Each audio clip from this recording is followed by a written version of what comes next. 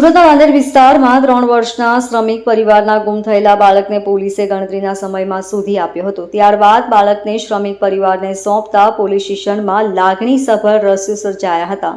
ત્યારબાદ 3 દીકરીઓ બાદ મૂક બધિર સંતાન બાદ જન્મેલા દીકરાનું મિલન થતા પરિવારમાં ખુશીનો માહોલ સર્જાયો હતો. મધ્યપ્રદેશનું શ્રમિક પરિવારને 5 સંતાનોમાં 3 મોટી દીકરીઓ અને ત્યારબાદ ચોથા સંતાનમાં મૂક બધિર દીકરાનો જન્મ થયો હતો.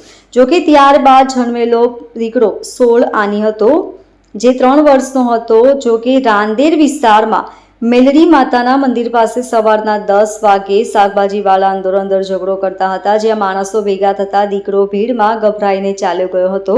આ અંગે પરિવારને જાણ થતાં તેઓએ પોલીસ સ્ટેશનમાં જઈને રજૂઆત કરી હતી. પોલીસે બાળકના ગુમ થવાની ગંભીરતાને ધ્યાને લઈને તાત્કાલિક ટીમો બનાવી હતી.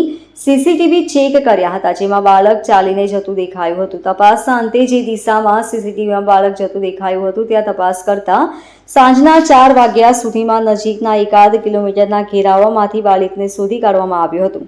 ત્યારબાદ પરિવાર સાથે મિલન કરાવતા લાગણીસભર દ્રશ્યો પોલીસ સ્ટેશનમાં સર્જાયા હતા.